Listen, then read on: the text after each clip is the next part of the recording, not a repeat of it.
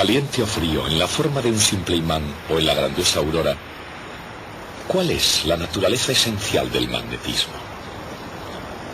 La ecuación de la fuerza entre polos magnéticos se asemeja a la ecuación de la fuerza entre cargas eléctricas o la de la fuerza entre masas gravitatorias. Al igual que las cargas eléctricas, los polos magnéticos aparecen en dos formas llamadas norte y sur. Los polos opuestos se atraen y los polos iguales se repelen.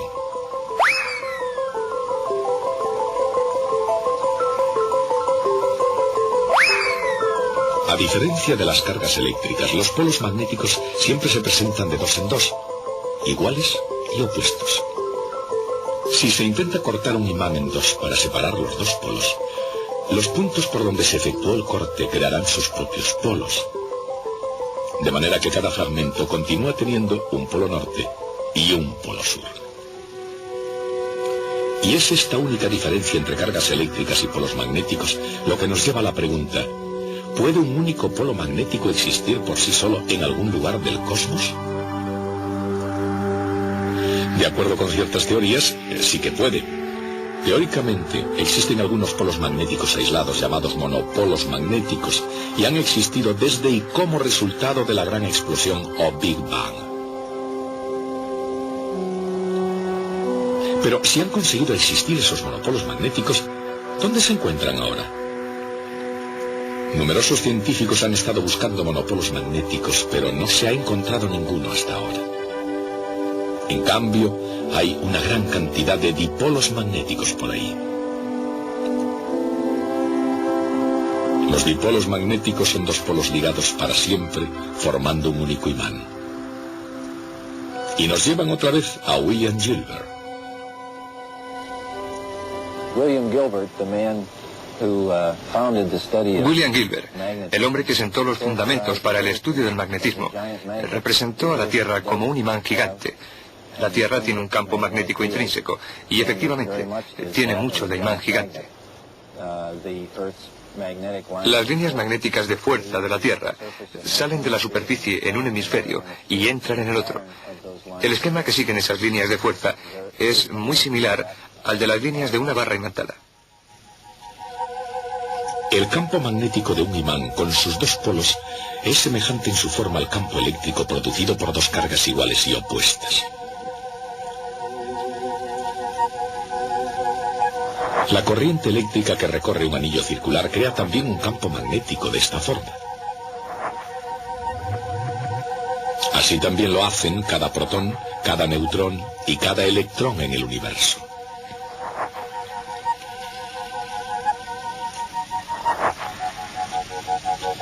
Sucede que la propia Tierra tiene un campo creado por un dipolo que apunta hacia el sur, lo que hace que las agujas de las brújulas apunten al norte. Pero, ¿cómo funciona una brújula? O en otras palabras, ¿qué le sucede realmente a un imán de un campo magnético?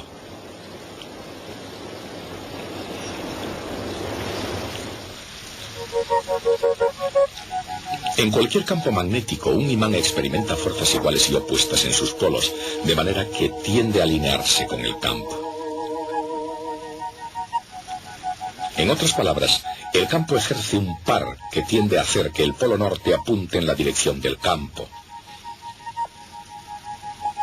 De hecho, es así como se define la dirección del campo.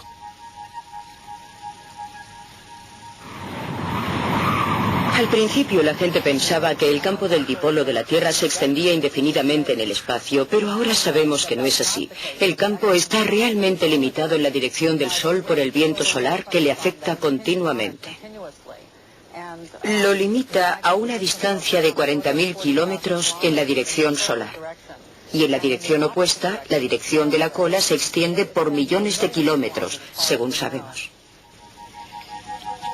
La cola de la Tierra, que no se diferencia de la de un cometa, está realmente formada por flujo magnético. Se puede definir el flujo magnético, en perfecta analogía con el flujo eléctrico, como el flujo del campo a través de cualquier superficie.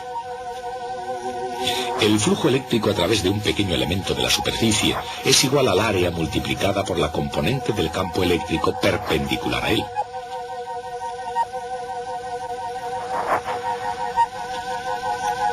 El flujo total es la suma o integral de todo el flujo a través de la superficie.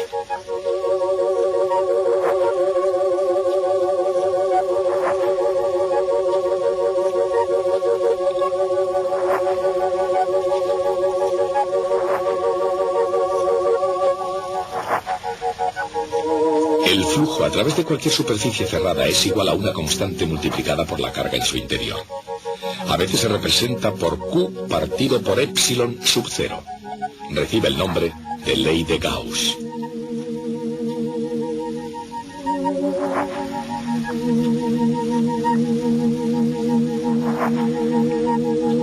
Para un dipolo eléctrico, la ley de Gauss se aplica equilibrando el flujo saliente de la carga positiva con el flujo entrante en la carga negativa. De manera que el flujo total, igual que la carga, es cero.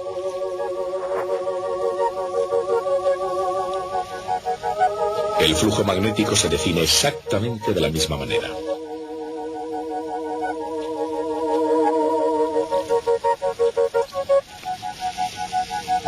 Conceptualmente, el flujo es una medida del número total de líneas de fuerza que pasan a través de cualquier superficie.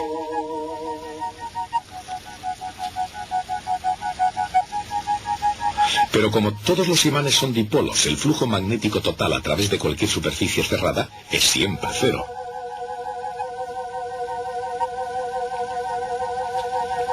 El flujo saliente desde los polos norte está siempre compensado por el flujo entrante en los polos sur.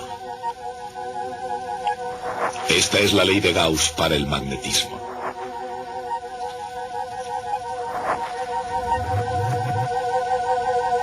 Entonces, como para cualquier otro imán, el flujo magnético total que sale de la Tierra es exactamente igual que el flujo que entra en la Tierra. Pero, ¿de dónde viene el flujo de los planetas?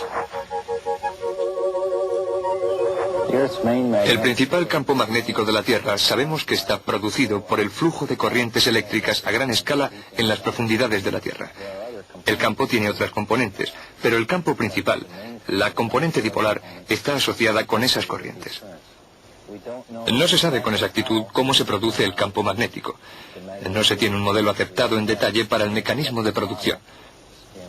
Se sabe, sin embargo, que está de algún modo relacionado con el movimiento de estos materiales conductores derretidos en la rotación de la Tierra. Esos materiales son, sobre todo a grandes profundidades, fundamentalmente níquel y hierro fundidos. Dado que el campo magnético de la Tierra proviene de la rotación de la misma, se alinea más o menos con esa rotación. En realidad, todo el campo da una oscilación por día, ya que está desplazado unos 11,5 grados. Pero incluso los mejores navegantes consideran que el campo magnético de la Tierra no está completamente fijo. El campo magnético de la Tierra está cambiando continuamente. De hecho, las cartas de navegación, esas que usamos para determinar nuestra dirección tomando medidas con brújulas, tienen que ser cambiadas con bastante frecuencia, con el fin de que sean suficientemente precisas para la navegación. De manera que el campo está cambiando constantemente. Hablando en términos de millones de años, cambia mucho más impresionantemente que eso. De hecho, la polaridad realmente se invierte, y no de forma periódica, sino de forma aperiódica. Sin embargo, frecuentemente en términos de tiempo geológico. Desde un punto de vista geológico, este cambio de los polos magnéticos de la Tierra, el norte por el sur, tiene lugar con bastante frecuencia, aproximadamente cada medio millón de años más o menos. Comparen este ciclo con la frecuencia con la que el Sol cambia su polaridad. El campo del Sol cambia de dirección cada 11 años. Este es un proceso notable que comienza con las manchas solares. La polaridad magnética de las manchas solares es diferente en cada ciclo sucesivo de 11 años. Una mancha solar es una región oscura que vemos sobre la superficie del Sol y que encontramos como resultado de campos magnéticos intensos. Las manchas solares siempre aparecen en pares, ya que no hay monopolos magnéticos. Así, yo tengo que tener siempre un norte y un sur, o una polaridad positiva y una negativa juntas. Por lo tanto, yo procuro ver dos grandes manchas solares. Las líneas magnéticas de fuerza irán desde una mancha solar a otra. Vemos aparecer las manchas solares como si un gran tubo de flujo magnético hubiera surgido de debajo de la superficie. Y vemos la intersección de este tubo con la superficie como una mancha solar muy intensa.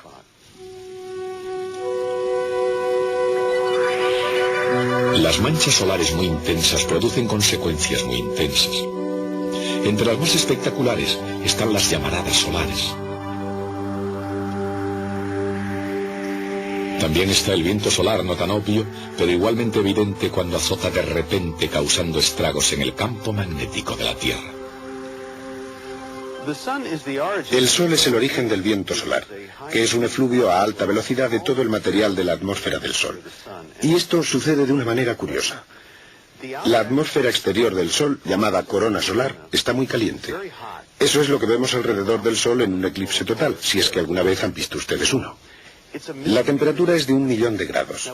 Cuando el gas llega a estar a tan alta temperatura, le resulta más fácil escapar del Sol, porque al estar tan caliente, la conductividad es alta. La temperatura del viento solar se mantiene alta hasta una gran distancia. Incluso en la Tierra es bastante alta. Por lo tanto, el gas puede escapar del Sol y fluye hacia afuera bajo el control del campo magnético. En realidad van juntos. El viento solar arrastra las líneas de fuerza y entonces éstas controlan el material. De manera que el Sol es el responsable del viento solar al calentar el material de la corona.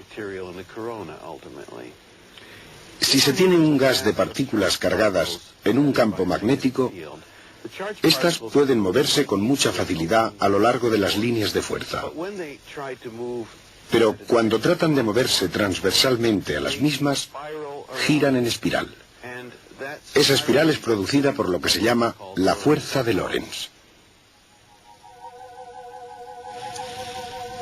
Un campo magnético no aplica fuerza alguna a una carga eléctrica que esté en reposo. Sin embargo, si la carga eléctrica está en movimiento, existe una fuerza magnética llamada fuerza de Lorentz. Es perpendicular tanto al campo como a la dirección de movimiento de la carga. La fuerza se expresa convenientemente utilizando al producto vectorial.